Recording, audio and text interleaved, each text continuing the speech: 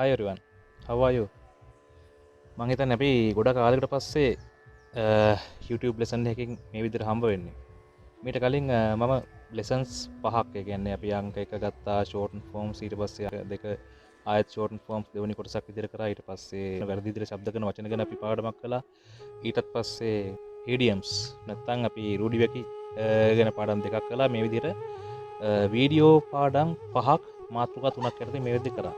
So far we have done 5 video lessons under 3 topics, and the first one is about shortened forms, and again the second one is about shortened forms, and the third lesson is about wrong pronunciation, and the fourth and the fifth one are about idioms. මම මෙන් ඉදිරියට කරන පාඩම් මාලාව spoken english නැත්නම් අපි සාමාන්‍යයෙන් කතා බහ කරන්න පාවිච්චි කරන ඉංග්‍රීසි සහ ව්‍යාකරණ පැත්ත ගැන කතා කරන්න බලාපොරොත්තු වෙනවා මෙන් ඉදිරියට. අද පාඩම ගැන ගත්තොත් ස්පෝකන් ඉංග්ලිෂ් පැත්තට ඒ ගැන විතරක් ෆෝකස් කරන අයට තරම් වැදගත් නොවෙන්න පුළුවන්. නමුත් ග්‍රැමර් නැත්නම් ව්‍යාකරණ පැත්ත ගැන කතා කරනකොට ඔබට වැදගත් වෙන්නට පුළුවන්. මම හිතන්නේ ඔය සාමාන්‍යයෙන් එක්සෑම් එකකට වගේ ඒ වගේ දෙයකට අවශ්‍යතාවයක් වෙන්න පුළුවන් මාතෘකාවක් තමයි මම අද තෝරගෙන තියෙන නිසා මේක ස්පෝකන් විතරක් ෆෝකස් කරන අයට තරම් වැදගත් නොවෙන්න පුළුවන් කියන කාරණේ වීඩියෝ එක ආරම්භයේදී ඔබට මතක් කරගන්න කැමතියි. I would like to tell you that today's lesson is not about spoken English, it is about grammar. So if you are only focusing on spoken English, this will not be important to you, but if you want grammar, this is an important lesson. So if you take this as an important lesson to you, please watch this video. So what is the lesson today? Before telling the topic, let's start the video.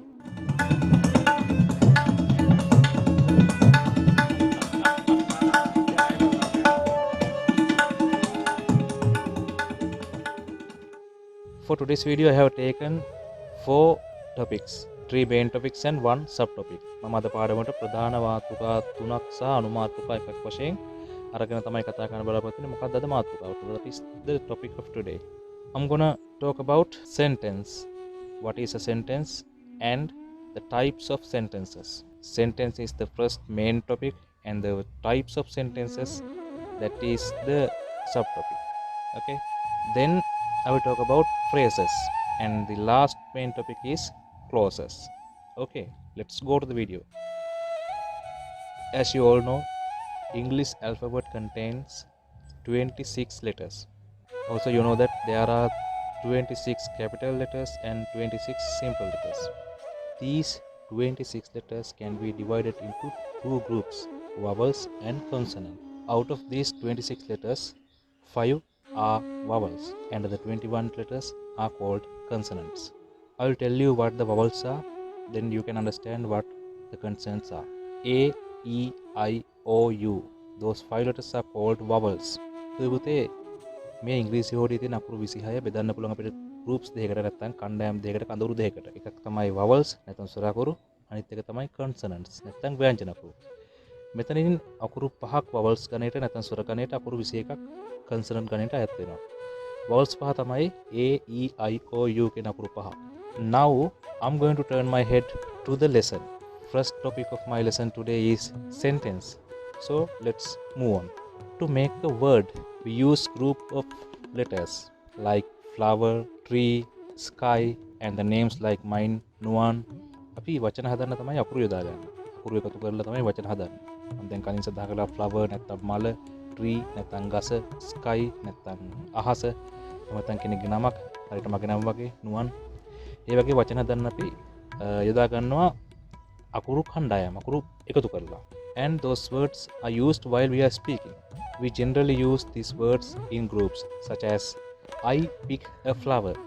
I pick a flower. මම මලක් කඩනවා. He cuts a tree. He cuts a tree. ඔහු ගසක් කපනවා. මේ වගේ වචන එකතු කරලා වචන කණ්ඩායමක් තමයි අපි වාක්‍යයක් නැත්නම් sentence එකක් විතර ගණන් ගන්නවා. A group of words like this which make a complete sense is called a sentence. මොකද්ද මම කිව්වේ? මේ වගේ වචන අපි සාමාන්‍ය වචන කීපයක් එකතු වුණා කියලා එක වාක්‍යයක් වෙන්නේ නැහැනේ. වාක්‍යයක් වෙන නම් ඒ වාක්‍යයේ යම් කිසි අර්ථයක් තියෙනවනේ. මේ අර්ථය සනිකම සාමාන්‍ය අර්ථයක් විතර ගන්නතොත් එතන පොඩි අඩුපාඩුවක් තියෙනවා. වාක්‍යයක් කියලා කියන්නේ වචන කිහිපයක එකතුවක්. හැබැයි මේ වචන කීපය එකතුවට සම්පූර්ණ පරිපූර්ණ අර්ථයක් තියෙනවා. මම ගත්ත උදාහරණ විදිහට ගත්ත වාක්‍ය බලමු. I pick a flower. මම මලක් කඩනවා. සම්පූර්ණ වාක්‍යයක් කරන පුද්ගලයෙක් ඉන්නවා, කරන ක්‍රියාවක් තියෙනවා, ක්‍රියාවට යටත් වෙන පදයක් තියෙනවා. අපි ඉංග්‍රීසියෙන් ගත්තොත් subject එක තියෙනවා, verb එක තියෙනවා, object එක තියෙනවා. මේ ආදී වශයෙන් subject එක සහ verb එක ඇතුළත්ව අපි කියන කර්තෘකාරක වාක්‍යයක් හෝ object එක සහ verb එක ඇතුළත්ව අපි කියන කර්මකාරක වාක්‍යයක්. මේ දෙවිදිහටම ගත්තාම වාක්‍යයක් කියලා කියන්නේ සම්පූර්ණ අර්ථයක් සහිත වූ වචන එකතුවකට. So I think that you have understood what is a sentence. You know the answer for the question, what is a sentence? Right. Let's go to the subtopic. The types of sentences. Have you ever thought that there are types of sentences? Actually, there are 4 types of sentences.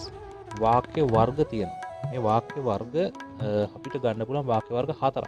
මගේ අනුමාත්‍රික විදිහට මම කතා කරන්න බලාපොරොත්තු වෙන්නේ වාක්‍ය වර්ග 4 ගැන.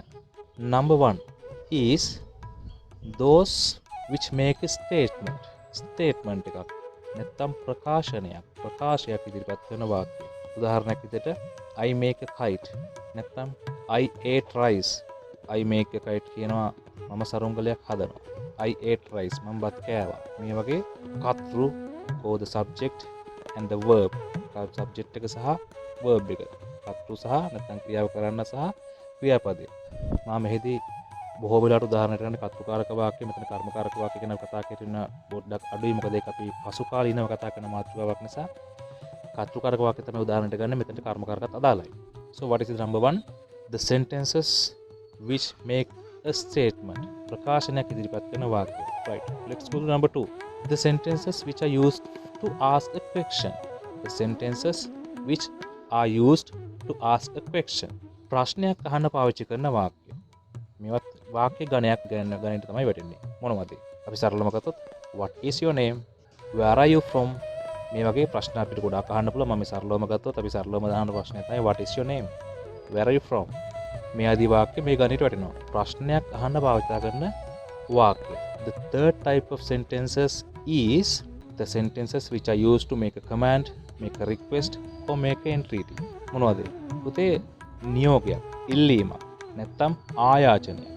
මේ වගේ දේවල් කරන්න අපි පාවිච්චි කරන වාක්‍ය. අපි කරන්න ඉල්ලීමක් නැත්නම් නියෝගයක් කියන්නේ යම් කිසි දෙයක් කරන්න කියන දේනේ. ඒතර ඒකද පාවිච්චි කරන්න අපි මුලින්ම ක්‍රියාපදේ.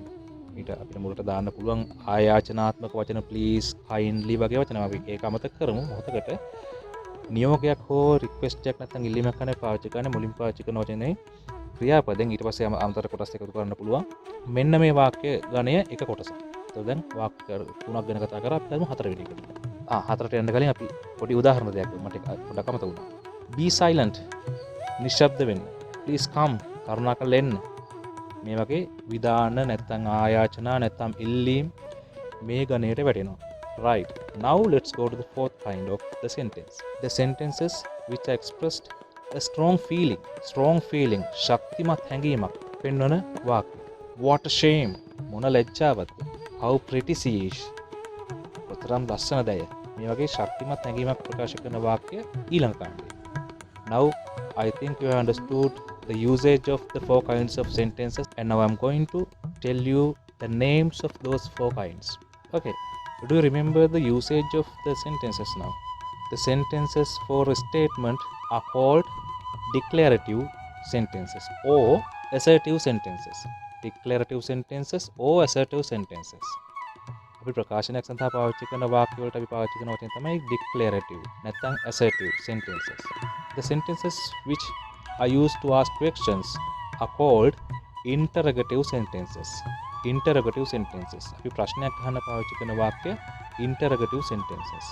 The sentences which are used to ask a request, make a command or entreaty, these are called imperative sentences.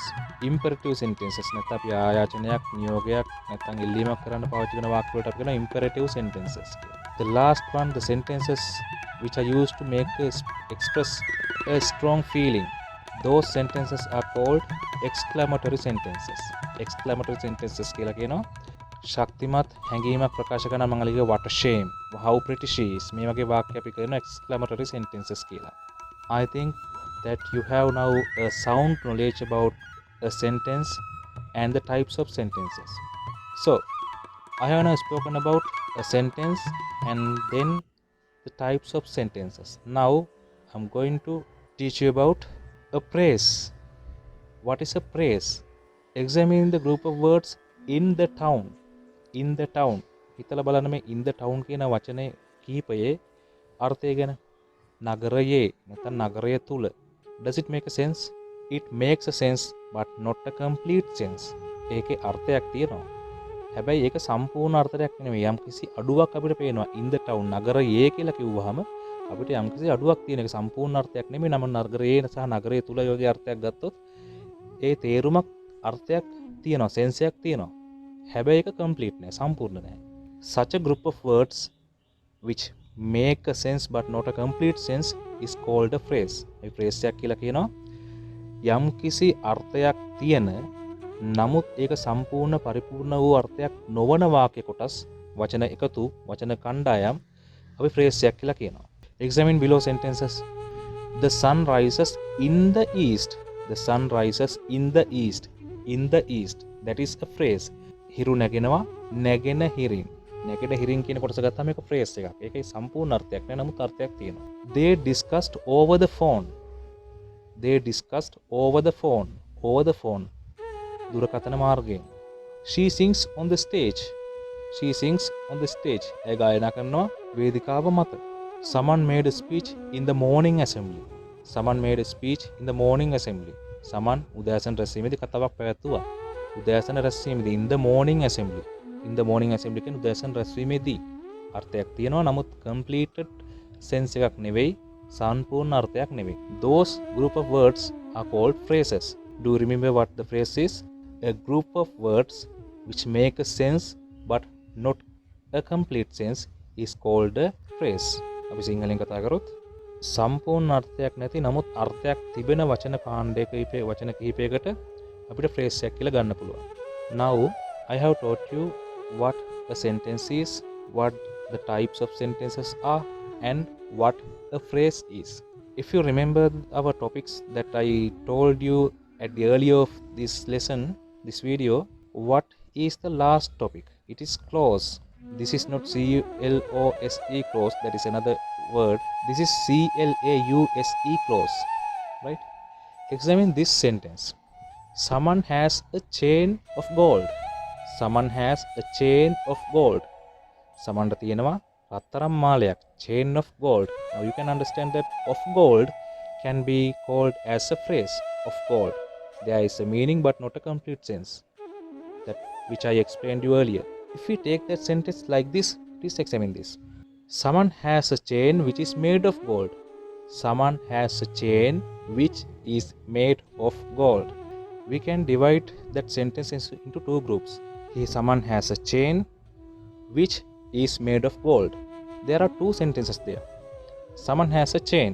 That is the first sentence. Let's keep it out. The second part, which is made of gold. Here there's a subject. What is the subject? Which can be called as a subject. I can explain you later in another lesson that how those words like which can be a subject. But for now, please understand that which is a subject in this lesson, in this sentence, this kind of sentences. For now, keep in your mind that which is a subject in this kind of sentences. Then there's a predicate which is made of gold. So in that second part of that sentence, there is a subject and also a predicate. අපි සිංහලෙන් තේරුම් බේරුම් කරගෙන ඉමු. Someone has a chain which is made of gold. Someone තියෙනවා chain එකක් නැත්නම් මාලයක් රත්තරනින් සාදන ලද. මේකෙදී අපි වාක්‍ය කොටස් දෙකකට බෙදනවා. Someone has a chain. Someoneට මාලයක් තියෙනවා. Which is made of gold. රත්තරනින් සාදන ලද. මේකෙදී ප්‍රථම වාක්‍ය අපි පොඩ්ඩක් පැත්තකින් තියෙනවා. Someone has a chain. අපි පොඩ්ඩක් පැත්තකින් තියෙනවා. ඒතර ඉතුරු වෙනවා which is made of the gold. මේකෙදී මේ වාක්‍යයේ which කියන වචනේ අපිට subject එක නැත්නම් කර්තෘපදේ විතර ගන්න පුළුවන්. මේක කර්තෘපදේ වෙන්නේ කොහොමද කියලා අපි අනාගතයේදී යම්කිසි පාඩමකින් කරන්න බලාපොරොත්තු වෙනවා. මේ අවස්ථාවේ විතරක් ඔළුවට ගන්න, මේ අවස්ථාවේ මතකේ තියාගන්න. මේ වාක්‍යයේ කොටස් දෙකක් තියෙනවා. පළවෙනි කොටස අපි අයින් කරා someone has a chain කියන කොටස. දෙවෙනි කොටස which is made of gold.